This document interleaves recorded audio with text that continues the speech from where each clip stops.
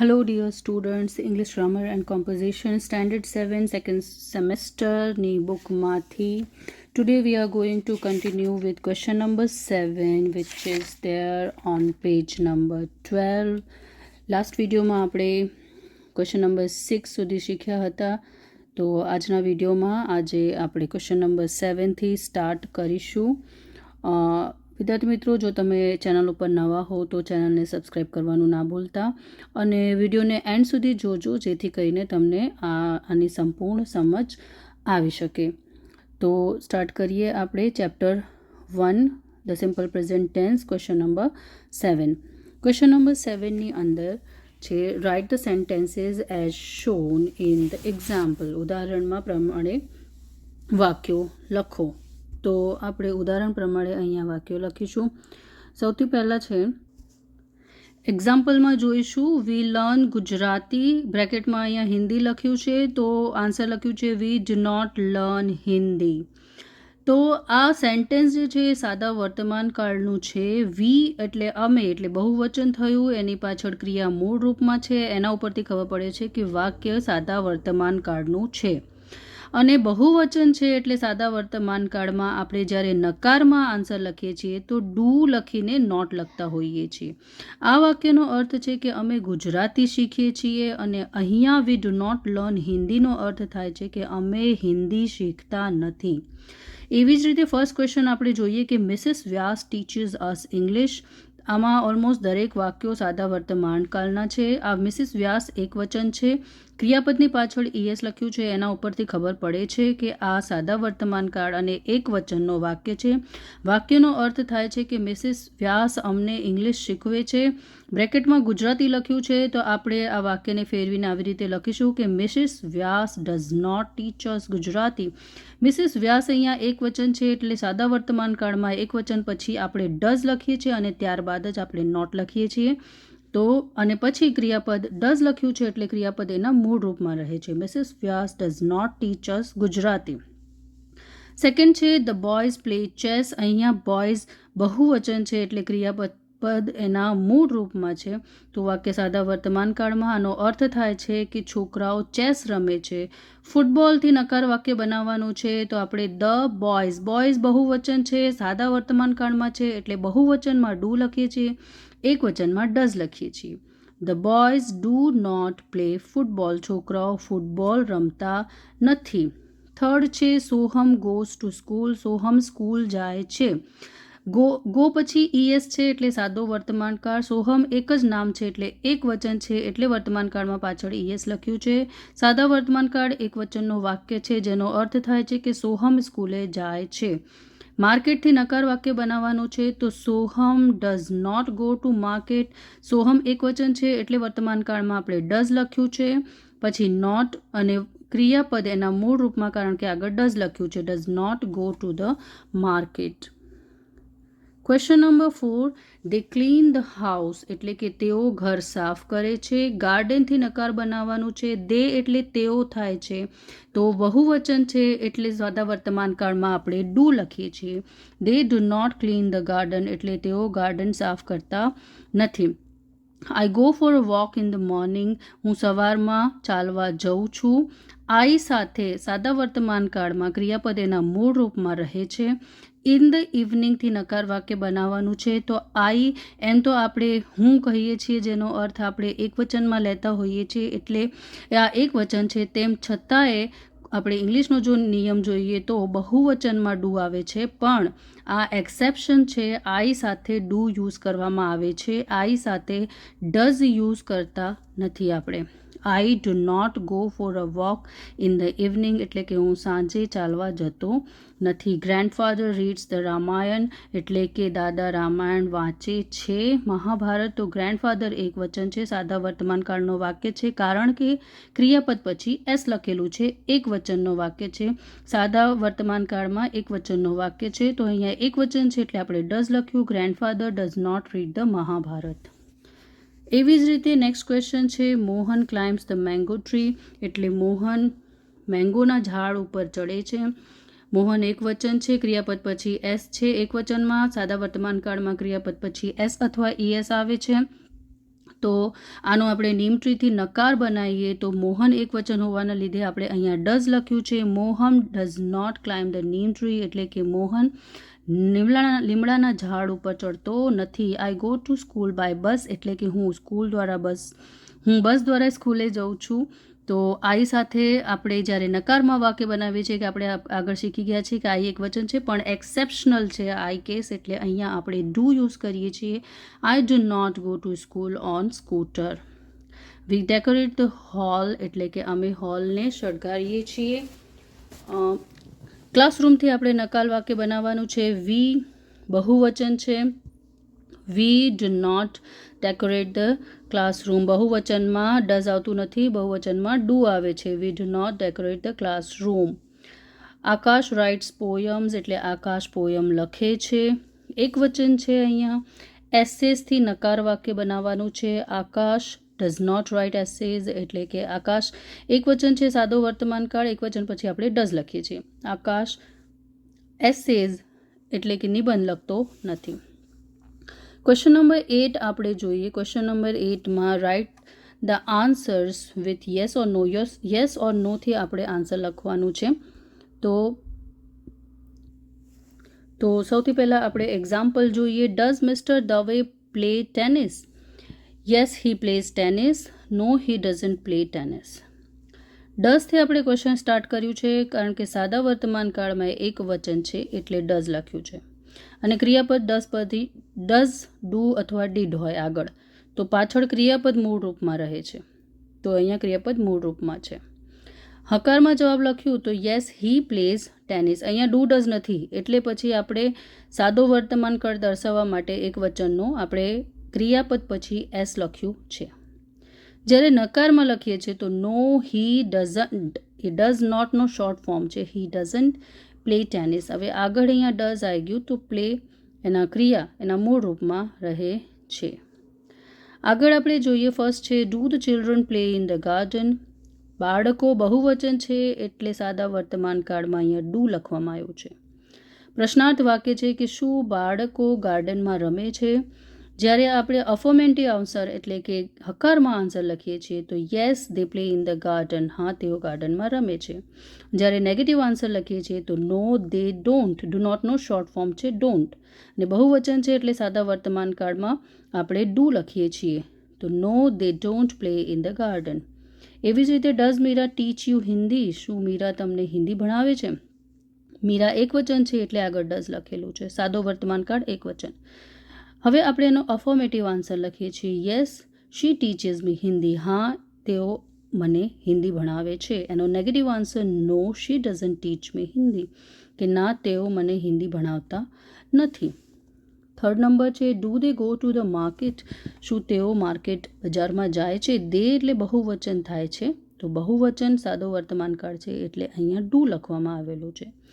તો જ્યારે અફર્મેટિવ આપણે સેન્ટેન્સ લખીએ છીએ yes they go to the market. હા, તેઓ માર્કેટ જાય છે. Negative no they don't go to the market. They એટલે તેઓ એટલે કે બહુવચન છે એટલે બહુવચન પાછળ સાદા વર્તમાન કાળમાં ડુનો યુઝ થાય છે. ત્યારબાદ do we win the match? શું આપણે મેચ જીતીએ છીએ? તો yes we win the match. આપણે મેચ જીતીએ છીએ. હા, no we don't win the match. ના, આપણે મેચ જીતતા નથી.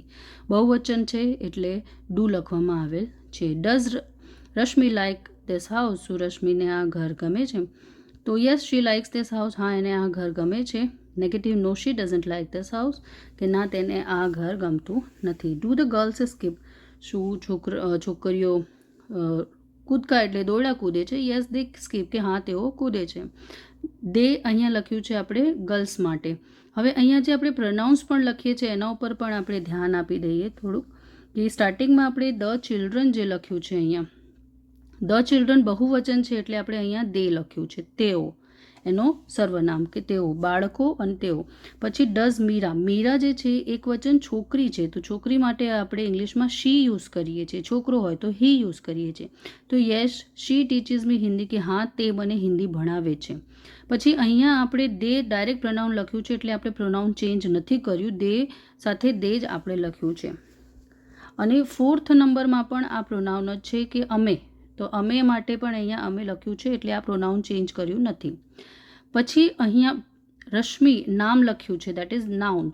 તો નાઉનને ચેન્જ કરીને જ્યારે આપણે હકાર કે નકારમાં વાક્ય લખીએ છીએ તો નાઉનનો જે સ્થાને એની સ્થાને પ્રોનાઉન યુઝ કરીએ છીએ. તો છોકરી માટે પ્રોનાઉન આપણે શી યુઝ કરીએ છીએ, કે જેમ કે રશ્મિને આ ઘર ગમે છે, તો હા તેને આ ઘર ગમે છે, કે ના તેને આ ઘર ગમતું નથી, તો તેને શી.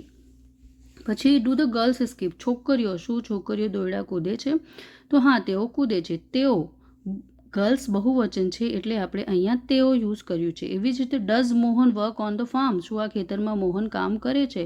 મોહન એક વચન છે અને પુરુષ છે એટલે આપણે હીનો ઉપયોગ કર્યું છે. બહુવચન છે તો આપણે દેનો ઉપયોગ કરીએ છીએ. અને જ્યારે એક વચન છે તો સ્ત્રી અથવા પુરુષની આધારે આપણે યુઝ કરીએ છીએ. સ્ત્રી છે તો શી અને પુરુષ છે તો હી. એવી જ રીતે અહીંયા does Mrs Shah sell notebooks, Mrs Shah notebooks વેચે છે. એક વચન છે એટલે ડઝ લખ્યું છે, અને મિસિસ શાહ એ સ્ત્રી છે એક વચન છે તો આપણે શી લખ્યું છે. Yes she sells notebook, no she doesn't sell notebook. પછી do you watch English films, અહીંયા જો તમને પ્રશ્ન પૂછવામાં આવ્યો છે ડુ યુ, જ્યારે આપણે સાદા વર્તમાન કાળમાં આપણે બીજા વ્યક્તિને પ્રશ્ન કરીએ છીએ તો આપણે ડુનો યુઝ કરીએ છીએ વર્તમાન કાળમાં, કે શું તમે ઇંગ્લિશ ફિલ્મ જુઓ છો. તો તમને પ્રશ્ન પૂછવામાં આવે તો તમે જવાબ આપો છો કે હા હું જોઉં છું, અથવા તો હું નથી જોતો. તો આપણે જવાબ તો હુંમાં આપીએ છીએ. તો હું માટે અહીંયા આપણે આઈનો યુઝ કરીએ છીએ. તો અહીંયા યુનો આઈ થઈ જાય છે કે yes I watch English films, અને જ્યારે આપણે નથી જોતા તો no I don't watch English films, I સાથે ડુનો યુઝ વર્તમાન કાળમાં. પછી does Aman meet the principal, શું અમન પ્રિન્સિપલને મળે છે, તો yes Aman meets the principal. હવે અહીંયા જે છે એ આપણે મેં નામનો યુઝ કર્યું છે, બટ આપણે જે ઉદાહરણ પ્રમાણે જઈએ છીએ તો અહીંયા થાય છે કે yes he meets the principal and no he doesn't meet the principal. તો અહીંયા મેં ઇન્સ્ટન્ટલી અહીંયા ચેન્જ કરી દીધું છે કે yes he meets the principal, પછી નો he doesn't meet the principal. અહીંયા હી મીટ્સ આપણે એટલા માટે લખ્યું છે કારણ કે અહીંયા ડઝ યસમાં તો આપણે લખતા નથી. તો આપણે જ્યારે ડઝ નથી લખ્યા તો વર્તમાન કાળ દર્શાવવા માટે ક્રિયાપદની પાછળ એસ લખવામાં આવે છે. તો વિદ્યાર્થી મિત્રો ક્વેશ્ચન નંબર 9માં છે કે form questions and write answer with yes or no. Yes or નોથી આપણે પ્રશ્ન બનાવવાનો છે. એક્ઝામ્પલમાં લખ્યું છે ધ પોસ્ટમેન બ્રિંગ્સ લેટર, એટલે કે પોસ્ટમેન લેટર્સ પત્ર લાવે છે. તો પ્રશ્ન બનાવ્યું કે does the postman bring letter. હવે એક વચન છે, અહીંયા એસ લખ્યું છે ક્રિયાપદની પાછળ, તો ખબર પડે છે સાદો વર્તમાન કાળ એક વચન છે. એક વચન છે એટલે આપણે ડઝ લખ્યું. પછી ધ પોસ્ટમેન ક્રિયાપદ મૂળ રૂપમાં, does the postman bring letters. હવે આપણે હકારમાં જવાબ લખ્યું યસ હી ડઝ. પોસ્ટમેન એ પુરુષ અહીંયા આપણે દર્શાવીએ છીએ તો પુરુષ એક વચન માટે હી યુઝ કર્યું, હી ડઝ. અને એ નથી લાવતો તો નો હી ડઝન્ટ. હવે એવી રીતે પહેલો છે મોહિની લર્ન્સ ઇંગ્લિશ. હવે જો મોહિની એક નામ છે એક વચન, ક્રિયાપદની પાછળ એસ લખ્યું છે એટલે સાદો વર્તમાન કાળ. સાદા વર્તમાન કાળ એક વચન હોવાના લીધે આપણે પહેલાં લખ્યું ડઝ, પછી મોહિની, પછી લર્ન. એસ નથી લખ્યું કારણ કે આગળ ડઝ લખ્યું છે એટલે. પછી ઇંગ્લિશ. હવે એનો હકારમાં યસ શી ડઝ. મોહિની છોકરી છે એટલે આપણે શીનો ઉપયોગ કર્યું છે. નો શી ડઝન્ટ, કે ના તે ઇંગ્લિશ શીખતી નથી. પછી સેકન્ડ છે ધ બોયઝ પ્લે ફૂટબોલ, એટલે કે છોકરાઓ ફૂટબોલ રમે છે. બોયઝ બહુવચન છે અને ક્રિયાપદ મૂળ રૂપમાં છે. એના ઉપરથી ખબર પડે છે કે આ વાક્ય બહુવચન સાદા વર્તમાન કાળનું છે. વર્તમાન કાળ બહુવચન હોવાના લીધે આપણે પહેલાં ડુ લખ્યું છે. એક વચન હોત તો આપણે ડઝ લખીએ છીએ. ડુ ધ બોયઝ, પછી પ્લે મૂળ રૂપમાં ફૂટબોલ, કે આગળ ડુ લખ્યું છે એટલે કે શું છોકરાઓ ફૂટબોલ રમે છે. Yes they do. The boys બહુવચન છે તો બહુવચન આવે છે તો આપણે દે લખીએ છીએ. દેનો અર્થ થાય છે તેઓ. Yes they do. અને નકારમાં no they don't. Third, Manubhai drives the tractor. Manubhai tractor ચલાવે છે. મનુભાઈ એક વચન છે, ક્રિયાપદની પાછળ એસ છે એટલે એક વચન સાદો વર્તમાન કાળ છે. એક વચન સાદો વર્તમાન કાળ હોવાના લીધે આગળ ડઝ લખ્યું, પછી Manubhai drive the tractor. Manubhai tractor ચલાવે છે. Yes he does. મનુભાઈ પુરુષ છે એટલે આપણે અહીંયા હી લખ્યું છે. અને નો હી ડઝન્ટ, એટલે કે મનુભાઈ ના એ ચલાવતા નથી. ફોર્થ નંબર આપણે જોઈએ Amar and Amit walk to school. Amar અને અમિત સ્કૂલ માટે જાય છે. બે નામ છે અહીંયા તો આ બહુવચન થઈ ગયું, ક્રિયાપદ એના મૂળ રૂપમાં છે, બહુવચન છે અને સાદો વર્તમાન કાળ છે, એના ઉપરથી ખ્યાલ આવે છે. તો સાદો વર્તમાન કાળ બહુવચન હોવાના લીધે આપણે ડુ લખ્યું છે. ડુ અમર એન્ડ અમિત, પછી વોક ટુ સ્કૂલ. હવે અમર એન્ડ અમિત બે નામ છે એટલે આપણે અહીંયા દે લખ્યું છે, તેઓ, એના માટે સર્વનામ. તો યસ દે ડુ, હા તેઓ જાય છે. નો દે ડોન્ટ, કે ના તેઓ નથી જતા. 5th નંબર છે વી બાય ન્યૂ બુક્સ, એટલે કે અમે નવી ચોપડીઓ ખરીદીએ છીએ.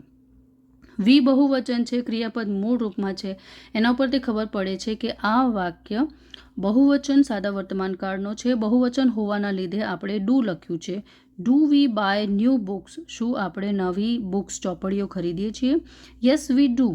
અહીંયા વી પોતે જ પ્રોનાઉન છે, સર્વનામ છે, એટલે આપણે વી જ લખ્યું છે.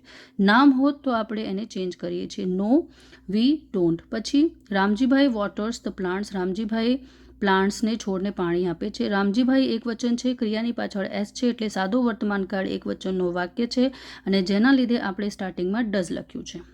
ડઝ રામજીભાઈ વોટર, ક્રિયા પછી અહીંયા વોટર એમ તો આપણા માટે એક નાઉન તરીકે અહીંયા યુઝ થયું છે. યસ નાઉન છે.